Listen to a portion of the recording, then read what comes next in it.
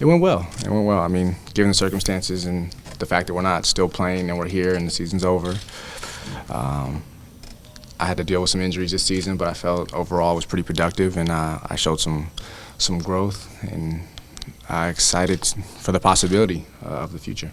You said several times that you didn't come back just for 1 year back in LA, that you planned on being here for several years. So did you get any sense from the meeting, confidence on their end that could happen?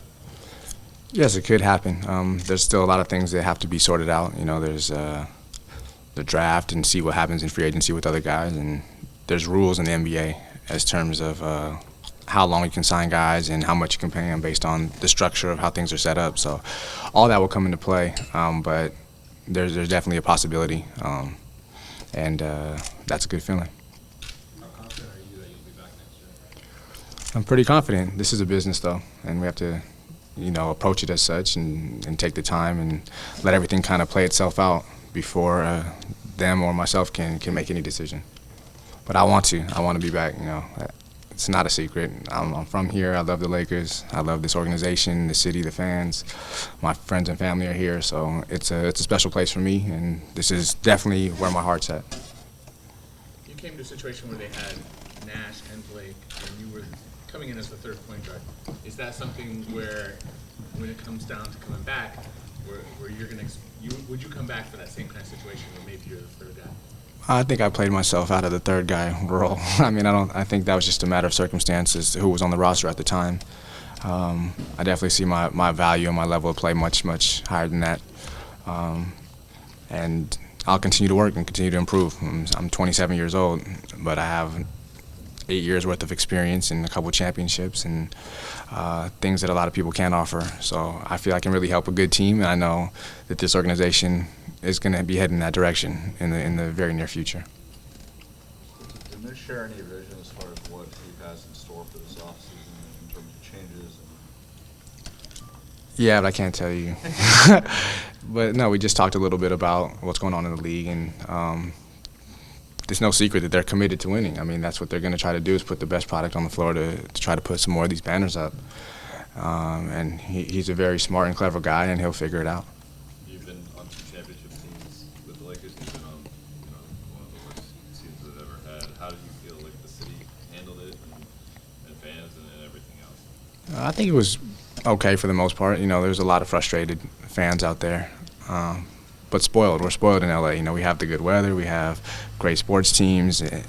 So if it rains a couple of days, going crazy. And I think these times will help you appreciate the good ones that much more. So rightfully so. They should be frustrated. They should not be happy with the result of the season. That just shows that they care. But at the end of the day, we're a pretty spoiled franchise in terms of the success, and the amount of down years that we've had hasn't been anywhere near compared to the rest of the league. Relatively speaking, I mean, compared to the championship years, you're also with this team earlier when it was kind of going through a so-called rebuilding stage. What do you remember about that time? That was good too. That was my rookie year. We lost to Phoenix and D'Antoni in the first round of the playoffs, and then the next season we traded for Powell, and it kind of changed everything. So they always have something up their sleeve. They're willing to, whether it's spend money or do whatever is necessary to try to put a team together that will compete. No matter who you put on the team, you don't guarantee yourself a championship. So it's about building a team where guys know their roles and, buy into the system and buy into each other and being part of whatever it takes to be a winning group. Right. I mean, obviously Kobe was hurt a lot of this season, but how would you compare just what his feeling was and overall mindset during those years versus this season, just in terms of, Kobe's Kobe, man. He doesn't change for anybody. He is who he is. He's one of the strongest-minded people I've ever been around. He's one of the strongest-willed people.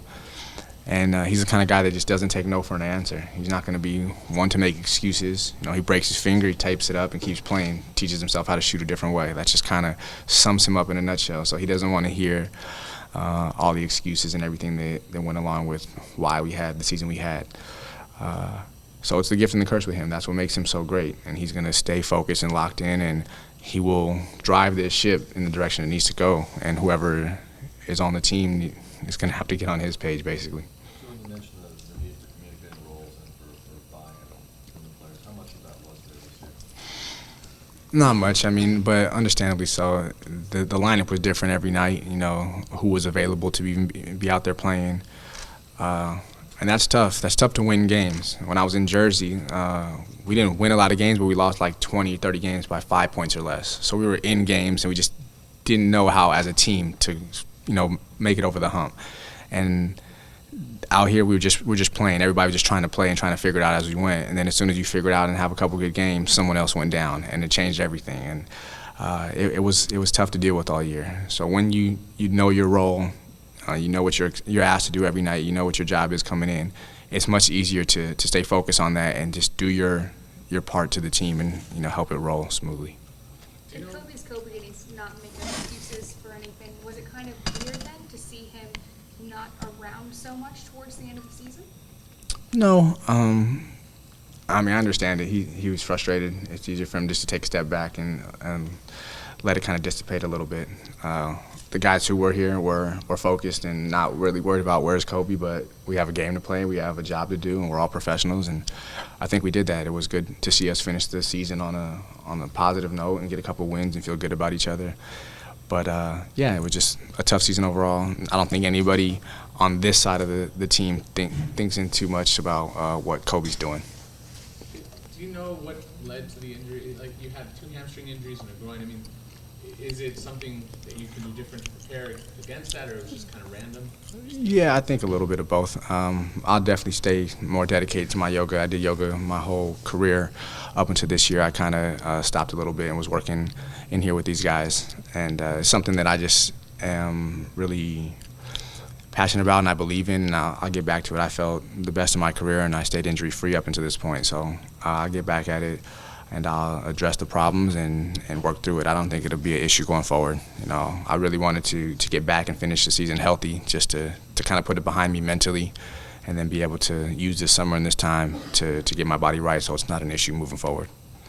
Jordan, the injuries had you limited at certain points of the season when you were trying to ramp things up, minute-limit restrictions, but you still were up there. I think led the team in plus-minus. What in your experience prior to the season abroad, running teams, do you think that you were able to actually change and show on the court when your first time with the Lakers? Just that I'm starting to really understand my game. I think that was the biggest thing overseas, is that we were going to live and die based on how I performed every night. So really knowing how to pick my spots, being able to shoot the ball is a tremendous asset in this league. You can play in any type of system, whether it's the triangle or up and down pace like D'Antoni, being able to make shots. And that's something that I'll continue to work on. But my past 2 seasons in the NBA, I've been up well above 40% and just really trying to stay there, stay really consistent in that area and open up the rest of my game. So just trying to really be healthy and mentally not dwell on things, not think about minute restrictions or past injuries, just try to be clear-headed and be able to be focused and compete out there. When you were healthy individually and rolling this year, did you show them enough that they lead, you can be the lead guy, that you can run this team? You'll have to ask them. I'm sure he'll be sitting down here soon enough. I hope so. Whether it's the lead guy or just a part of the team, it's okay with me. I want to be here and contribute to the success of this organization going forward. And I've played the role of coming off the bench and being a key factor to a team. And I wore my 2 championship rings today because just to remind me, even though going through the bad times, that what I really am all about and what I play for. Jordan, what was going back to the yoga part, what was the thought process of doing that? There's just a debate about putting my back and extension and things like that, things that can end up making me feel it down the line in my career. And it's something that I think I can manage the 2 and kind of stay out of those specific positions and still get the benefit of the whole yoga session. What's your favorite pose? The dead pose at the end when you just lay there and just chill out. Corpse. That's my favorite way. After it's all said and done, you just get to lay into the floor. Most of the team, actually, after this. Yeah. Jordan, how was it like playing again with Pau Gasol this year, and was it different from prior? It was good. Different from prior a little. I mean, we didn't just throw the ball into him and get out of the way like the triangle. We had him moving around a lot more. He was shooting a lot more jump shots than I've seen. But Powell's also one of the best players I've ever been around, and his skill level is incredible. He's one of the best teammates as well, so I was happy to be reunited with him.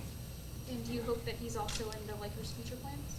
Absolutely. I mean, it's good to have familiar faces and people that you've been in the trenches with, and I think the most special part about us being together is that we lost the first championship. We got all the way there and lost, and we're disappointed. And for us to go through that experience together helped us win the next two. And those are things that you just can't replace with anything. What does the team take away from this experience this season? Just try to put it behind us. I really think so. I mean, not think too much about it. I kind of view it as an asterisk season. We didn't have a fair shot at it. We were 2 games over 500, I think, before Kobe came back and the injury started, and then it just went all downhill from there. So it's not fair. I don't think we should feel that we were a less than adequate team. I think guys showed a lot of things individually. We just couldn't figure it out as a unit in order to get wins with the cards that we were dealt. What can you take away from this season in terms of growing as a player, growing as a businessman? I mean, experience is crucial. There's nothing that can substitute from you actually being out there and figuring things out, trying new things, having success. All that kind of plays into your development, how you approach the next game, the next season. You learn things that you really need to work on, and you can get in the gym in the summer and work on those and kind of hone your whole game to where when you get on the court, you're really comfortable with whatever you're doing. Do you think you have a better sense of your overall game, now being able to watch it kind of in your mind's eye than you did the first time you were here? Absolutely. I mean, by far, I'm a much different player. I'm a much different person. I've grown a lot, and that's just life. I mean, you ask yourself how you felt about yourself 4 or 5 years ago. I'm sure you could say the same. So it's just, it's a good feeling to grow and feel that not only have I made improvements, but I still have a lot of room to improve. So. Jordan, what was it like working with Nash this year, despite all the events? It was great. It was great. He was somebody that I had looked up to. I almost envied his career and his ability to do what he's done for so long. It was just great to be around every day. We sat next to each other on the plane, and I would talk to him about basketball and just life in general. And he was always open and willing to, help out anytime he could. And I can't say enough about how great he was as a teammate for me. You've known Nick for so long. What was it like to play in LA together? Kind of the team. It was awesome, man. I really like to see him grow, and I was happy to see, his season and how it played out for him. Unfortunately, the team stuff is what it is, but to see Nick really blossom into something that we all knew he could be. And I remember sitting here, it was just he and I in this gym, and I told him, I just signed. I think you should come on, man. It'd be a good situation. And just to see him smiling every day, happy playing basketball, and that infectious nature, permeating through the city. You can feel it in the crowd. You can see it in the locker room. You guys come in and hear him talking crazy stuff, and it's just it was good to be around every day. Unfortunately, he and I didn't get a chance to play together as much as we had planned based on injuries. When I came back, he got hurt, and we were just kind of back and forth for a while. But when we were on the floor, we had a lot of fun together, and I'm happy for him. There's a perception that anybody around who's 6'10" and above doesn't like playing. It's just the way that life wants to play. Everybody's 6'8" under, loves it. How you guys practice, how you play, how that dynamic works out, how much you really do. You got to ask those guys who are tall. I don't know why you wouldn't want to just set a pick and roll to the basket and get a layup or dunk every time. I mean, it's pretty simple what he's asking you to do. If you don't pick and roll, you're not going to get what he wants. I think Amari Stoudemire made a pretty good career out of it. He's pretty tall, and David Lee, and there's some other guys who are pretty tall who just did what they asked him to do and made it pretty simple. But yeah, it's basic basketball. It's not rocket science, not the end of the world. Just set a pick and roll to the basket and finish. And if you don't have something, just move it on to the next guy. And it's kind of like a European philosophy a little bit. San Antonio plays a lot like that, but then they will slow it down and throw the ball into Tim. And Tony Parker has his room to operate. But I think this system is similar to all of that. It's just about guys really, like we talked about earlier, knowing their roles, knowing what they're expected to do every night, being comfortable just doing their job. And for us, everybody was trying to figure it out the whole time, trying to figure out what our role was, how much can I do, what you should go out there and try new things, and that's just where we were all season. It's just trying to figure it out instead of really knowing what we were doing and going out there and executing. In your first run here, it seemed like you were always kind of pushing up against the wall. Kind of allowed you. This was more, did you get more of what you were hoping to do the first time around here in terms of the system, the freedom, things like that? Yeah, there's a lot of freedom for everybody. I mean, across the board, anybody can basically do whatever you see out there. You read something, and you just go ahead and react to it. But, yeah, the triangle for me as a point guard, 19 years old to 22, I didn't get a chance to play point guard really in the NBA. I didn't have the ball. I didn't run screen and roll. I passed the ball and went to the corner. And that kind of helped me because I had to develop a jump shot, and that was kind of like the knock on me coming in. And now I'm up there with the league leaders, and it just was something in order for me to stay in this league. That's something I had to do. So it was a blessing. I got 2 championships out of it, and it helped me expand my overall game. And I just think having both ends of the spectrum in terms of experience that I can play in whatever system is presented. Jordan, you and a few others in recent days have talked about how Mike's just been dealt obviously a really tough hand with the injuries and kind of handling all the different lineups. Was that any of that part of the conversation you had with Mitch as far as? Yeah, we were up there with Mike was in there too. I mean, we all know what it is. It's not a secret. You know, as a coach, it's nice to know what you have in your back pocket and know what you can go to every night, and have your rotation and have your lineups. And he didn't have that luxury. You know, every night he was trying to figure out what to do. You know, who do I play tonight? Who do I start? Who comes off the bench? You know, my normal routine and rotations were messed up every night. So I could only imagine how tough that is as a coach. Do you, in a sense, have sympathy for D'Antoni? For the fans, they might look at D'Antoni as the face of this year's disaster and kind of maybe make him a scapegoat. Is that a fair assessment? Does he deserve any? No, that's not fair. Not at all. I mean, you take what we had to go through and put it on any team in the NBA, and they'd be sitting here with their exit interviews today too. Whether it's LeBron and Chris Bosh off of Miami, or Paul George and Lance Stevenson out of Indiana, like they'd be having the same conversation, and they're 1 and 2 in the East, you know, or whatever it is. That can go across the board. The injuries and the adversity we've had to face makes it really tough to be successful in this league. It's hard enough to compete and win with a healthy team, let alone all the stuff that we've had to go through. Jordan, you mentioned that looking at Steve Nash before you played alongside him, there was a certain envy there of his greatness. And now that when you got a chance to play alongside him, now that he's had the season that he's had, does any of that sort of envy or greatness go away because you've now played alongside him?